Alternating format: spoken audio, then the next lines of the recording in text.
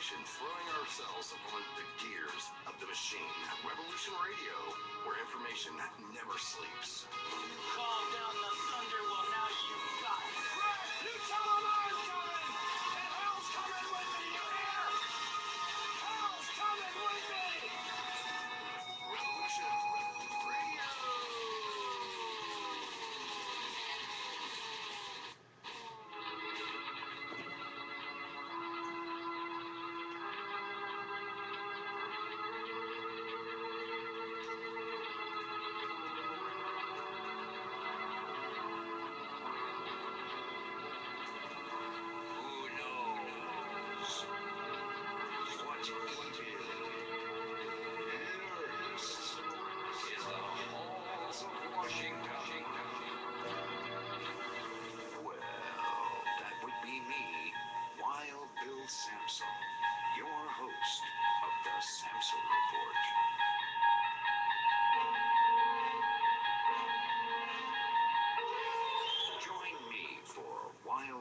Headline Roundup every Saturday night, right here on Revolution Radio.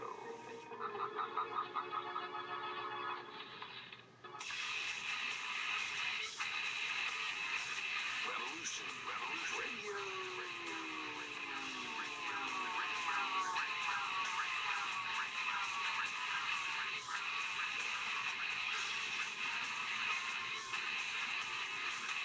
You don't see it, do you? How close we are to absolute chaos? The sick ones are sitting on their fat asses, eating and drink themselves into a stupor, polluting the world without a second thought while it goes down the toilet. Nobody wants to do the nasty work. You know, the shit that we all just think about. Most good citizens are just along for the ride, and they can bitch and moan and complain about everything when it doesn't work out. Get it done. Revolution Radio, where we do the nasty work. www.freedomslips.com.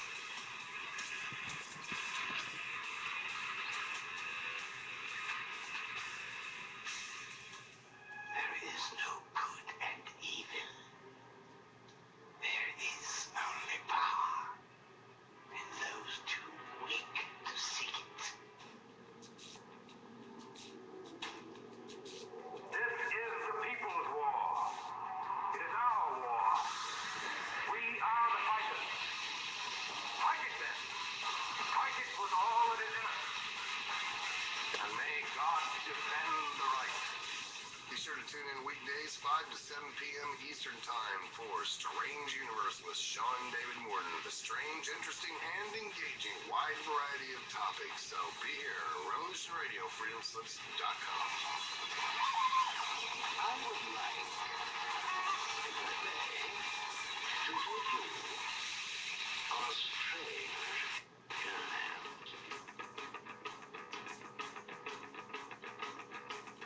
Revolution Radio.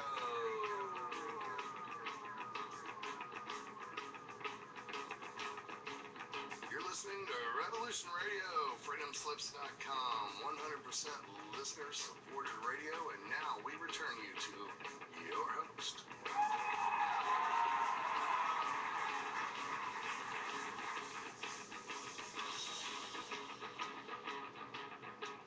All right, welcome back to the Freedom of Joyce show, and you are listening to Revolution Radio. With me, my guest is Dr. Bernard Alvarez, as well as my friend Dino Dad32, YouTube gun advocate. So welcome back to the show. And I also wanted to give a shout out to the chat line again. I am still in there reading stuff. I love a lot of the comments that everybody is making in there.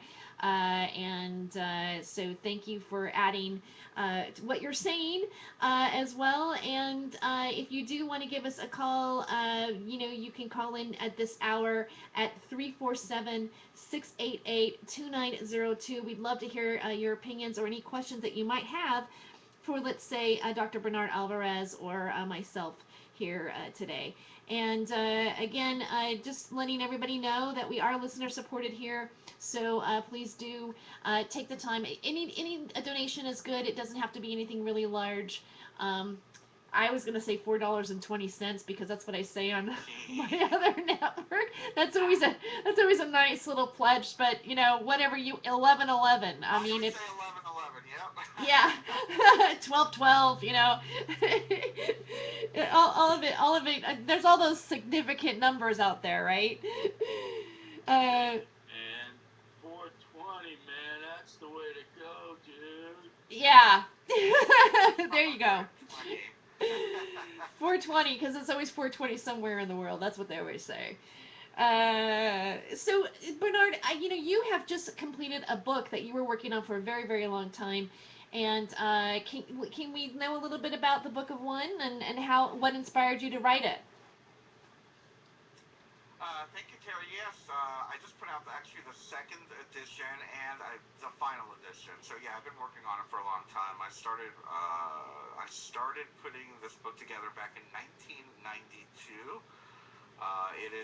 It is literally the oh gosh, how do I say this on a somewhat political show. Actually, seriously speaking, though, back in 1992, I've been very involved in the occult and metaphysics for most of my life. And back in 1992 was no different. I was probably in my mid-20s by then. And I was working with a gentleman who was an Algonquin shaman, practiced shamanism. And he kind of took me under his wing. And I was, exploring the whole idea of shamanic vision quests and whatnot. And he helped me set it up. He helped me set up what I needed to do. He trained me with what I needed to do. And my partner and I at the time decided that we were going to do a shamanic vision quest together. And the book, that's kind of where the book started.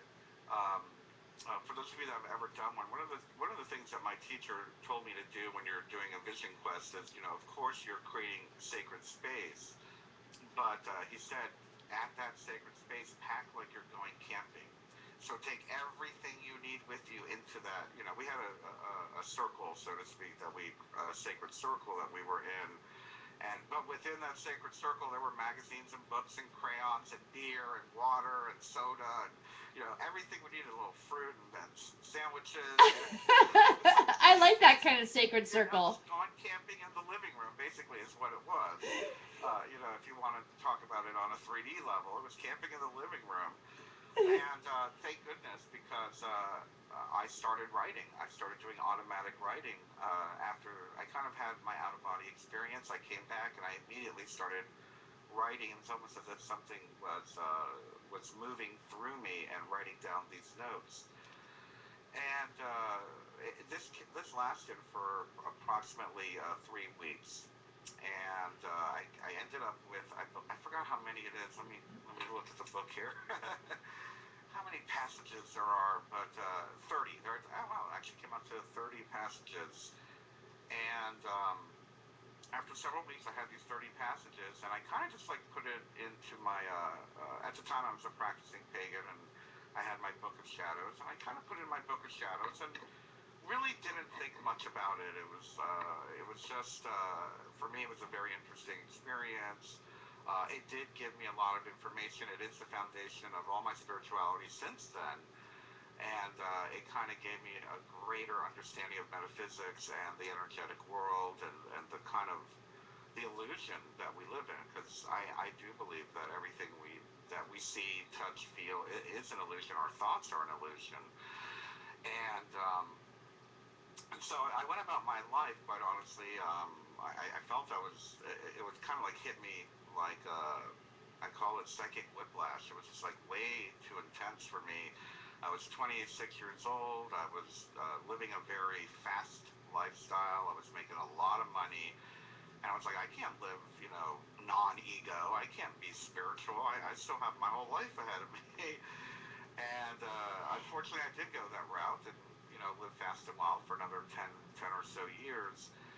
And then I think that to me, I identify with that in you because you were in the fashion in business, and I've been in entertainment, and I know that I've had that goal oriented wanting to catch part of that illusion. phase. Yes, exactly. Right. I was a Kardashian in my own head. Let's say it that Yes, way. yes. Okay, yeah, I get that. Yeah. People that are both, late 20s, early 30s, which that's when that is supposed to happen. Uh-huh. Fine. If you think you're like the super duper, and I was, I was in Miami, I was in South Beach, I was in Fort Lauderdale during the 80s and 90s. That was the time to do it, so it was great. But Yeah. Again, I still had all this knowledge and I still had all this understanding. I was still doing my spiritual certifications. I became a certified Reiki master. I became an ordained minister. I became a lay minister for the Unitarian Church. But I was still living fast and wild. Outside of that, it was like I kept it very separate. It was like by day I was actually it was the opposite. By day I was living fast and wild, and then on the weekends, on the weekday nights, I would be the teacher. I would be the minister. I would be the healer. Yes. But it was a very strange world for me. It was like I would have, and it's so funny. Let me just share this anecdote. I don't think I've ever shared this publicly before, and it's not in the book. I used to teach out of a metaphysical store in Hollywood, Florida, which, if anybody knows, it's a great little town just nestled between Fort Lauderdale and Miami. But it's the same thing. It's got nightclubs and restaurants and whatnot. And I used to teach a class every Wednesday. I think it was Wednesday or Tuesday night. I forgot what night. And again, it would be like a Reiki healing class, very spiritual, very healing, meditation, all of this stuff. But then afterward, this club strong, they call it club strong back then. I don't know what they call it now. Nightclub / restaurant. I was their VIP, so I would bring all of my students over, and they would give me free booze, and we had like this after party, and here I'd be walking down the street with all my spiritual students, like, come on, let's go get drunk, But it was kind of weird. I loved it because they they never charged me anything because they knew I was going to bring 15 people with me. But It's like, oh, great Reiki class. Oh, here, you want to do a line of coke? I mean, like, yeah, you're like, exactly. It was like, oh, let's go to the bathroom afterwards. you're like, Expect this Reiki to be over so I can go get high in the bathroom. it's not right. It's not right with that. So anyway, that went on for a little while, and then basically, stuff happened. It's all in the book. I talk about, Hurricane Wilma came. I kind of lost everything. I lost my social standing in the community because I didn't have any money. I didn't own a salon anymore. I wasn't the VIP dude anymore. And at that time, it's when the Ron Paul revolution started. And I was like, I watched the movie American Freedom of Fascism. What was that, 2006, I guess? And it kind of just shook things up for me. It shook everything up for me. And then all of a sudden, everything I learned spiritually was like on crack. I mean, it just like exploded. It was like, wow, now I get it. Now I get it. Because the thing is that and I do talk about it in the book, is that one of the first things in my out-of-body experience that happened to me in 1992 that I saw, that I experienced, was I saw the corruption around the planet. People talk about spirituality being this like fluffy, law of attraction, think happy thoughts. The world is perfect. Yeah. The first thing that happened to me was I saw how imperfect the world was. Then I saw the solutions. Then I felt that connection to the everything. And when I felt that connection to the everything, that actually is what made me more outraged of the corruption on the planet. You're messing with my everything. Yes. You're polluting my everything. You're raping and killing my everything. You're price gouging my everything. So that, to me, made me even more of an activist. And that's kind of what happened with the whole Ron Paul revolution thing. It kind of woke up that part of me again. It was like, whoa, look at this crazy corruption around the planet. And it removed that barrier I had between day Bernard and nighttime Bernard. It removed that barrier from teacher Bernard to fashion, materialistic Bernard. He died. Materialistic Bernard died. I got rid of all my possessions. I got rid of everything. And I kind of had to, in many cases, I had to throw it out because I got evicted. I had to live from couch to couch and whatnot. Been there. Yeah. So it was Yeah. during the time that I had met a wonderful woman, and still very, friends to this day. I call her my sister from another mister. I met, I like that. right? I met Reverend Annabelle Montalbano. And in passing, I had mentioned to her about the Book of One that I had, you know, channeled, basically. I channeled the book. And she's like, oh, you channel? I'm like, yeah, but I never channeled publicly. I channeled during, you know, spiritual circles or at a class or something like that. I would channel my higher self. And that's what I like to call it, or the emissaries of light is what they like to call themselves. And she was like, oh, well, have you ever thought about, you know, having them reflect on the book that they gave you? And I was like, no, I don't really. She was like, you need to do this. You know, you need to bring this information forth to humanity, because she got to read the book. She's like, you need to get back in touch with them. You need to channel them again. And that's exactly what we did. Over the next several months, I would put myself into a trance with her on Skype. We Skyped through the whole thing. It was great. Skype trance. I love it. It's Skype trancing, and she transcribed all the sessions. And it was basically the beings that I had met during the shamanic vision quest, which, by the way, they stayed with me ever since after that. They had always been in my dreams and had come to me, and I was like, oh, that's my spiritual side. I can't talk about that, you know. Bernard, who are the beings? Do they have a name? I call them the emissaries of light. They call themselves One. Okay. And I call them the emissaries of light because they look like they were little light beings, little bluish light beings, and it goes into more detail in the book. I don't want to give it all away. Okay. They do explain why they call themselves One and why I call them the emissaries of light and whatnot. And there is a twist to it, because I did ask Annabelle, I'm like, well, what do they have to do with me? But so we did this whole session for a few months, and we transcribed the book. We put out a version called The Reflections of One, and I didn't like it, so I took it off. I took it off the market. Then I reformatted the book, and we turned it into like a coffee table style book, and I still didn't like it.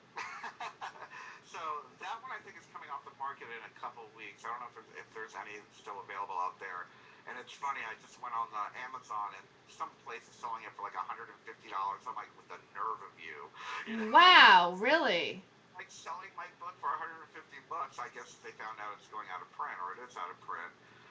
And I've always wanted to do just a regular paperback, you know, bookshelf paperback, you know. And as I was working on it, I'm reading their instructions, because they literally gave me an Annabelle instructions on how to do the book, and that's what you get this time around. There are updates on this version. Like I said, this is the second and final edition. There is a little bit more information. There's a very in-depth biography about how I got to that in the back, where I talk about all the crazy stuff I did. Love it. Information about the GIC.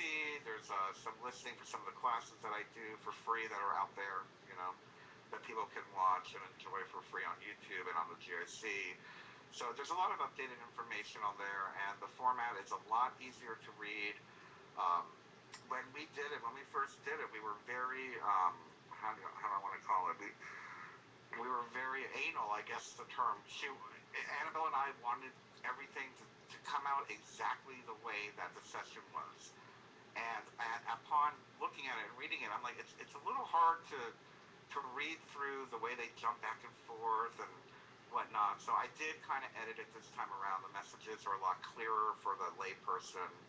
You know, if you're not in the room and you're not listening, it's different. Like if we have the recording, I'd be like, okay, fine, listen to the recording. But when you put it on paper, it looked really strange. So I re-edited the whole thing, and it really came out really good. I'm really proud of this copy. I think that, like I said, this will be the final version. It is out on Kindle as well. And I'm going to be working on the audio book version of it, so that'll be good.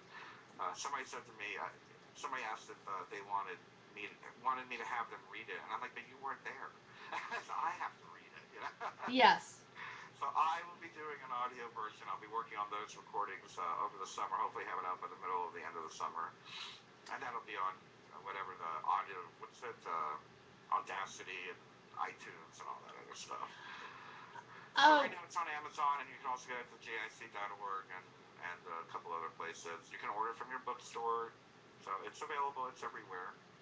so I recommend that go out and get a copy of the Book of One. And one thing that I am a little bit concerned about, and I do want to mention to people that are out there, right now, if you could make a donation to the GIC, that would be really wonderful, and support Bernard. Either get his book or make a donation. It seems like the GIC, you're still having difficulty covering costs on every month to do the work that you're doing. Yeah, this month especially, and I think there's just something going on with the internet. I don't know, but I see it also with Revolution. Revolution's quite a bit behind this month. You know, our radio family here is quite a bit behind this month, and GIC as well is quite a bit behind this month. And I don't know if it was Facebook or tax day or whatever, but a lot of the people out there are suffering. A lot of us who work as a nonprofit are suffering. And you know, the big boom of the book was a couple months ago, so even those royalties are kind of not coming in, and not for another couple months. You know, they hold the royalties for several months now. And so yeah, it's been a little tough this month, and we definitely would appreciate it again of any size. 1111. You can get the book for 1111, and we actually get to keep. I think we get to keep like 30% of that. So if you buy the book, we get like $4 of it. So that is a $4 donation if you get the book. And $4 makes a big difference. I mean, you can Yes, put it does. some gas in your scooter. You know what I mean? Or but don't go to Safeway because they put like $115 day charge on everything. That just just chaps me so much. That really drives me nuts. Yeah, I mean, just all the different things to get it. So, yeah, so please do support. And one of the things I did listen.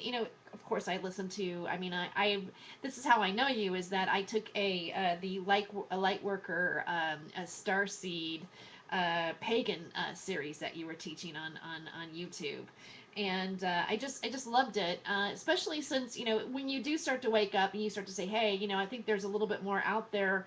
And that there's a natural law of manifestation or magic of things that are out there, and obviously our government's using it and all kinds of stuff. You start to like realize these things. So you want. I mean, this is, and I'm gonna sound really crazy saying this, but I don't really care anymore. I have a feeling that I have past life experiences with such things. And that it's just for me going back and going, oh, let me see this again, or start to practice this again, because but I feel like it's a latent something that I have, like being the way that I was born and where I was born at and the kind of upbringing that I have, I kind of like somewhat lost my touch with that, and so I wanted to explore it, and I really liked who you are and how you seemed like you. Well, it's like you just seem like I would know you, and I was like, okay, I could do this. We do know each other from past lives. Yeah, and so now I do know you, and I'm like, oh my god, when I looked at you, I go, I could see us getting VIP at one point. Yeah, At right. a club. You were at my champagne table on Miami Beach in another life, right? Right, yeah. I was on your champagne table, but one of the things that I did notice, and you did a video where you talked about your vision quest and how you when you first met these beings, and how you saw in the whole out of body experience, and they you were told to use the word illumination in the title. I find this to be interesting because as I become involved with the Global Illumination Council, I find it every time we live streamed the police brutality protest in Portland over the GIC, and I had my little cell phone, filming everything, tapped in with us, and right there on the film, they go, I'm streaming over the Global Illumination Council, and some guy goes, the Illuminati, and I'm like, no, and it's so, and I would really like to discuss a little bit of that, of the choice and the reason, and what that is all about.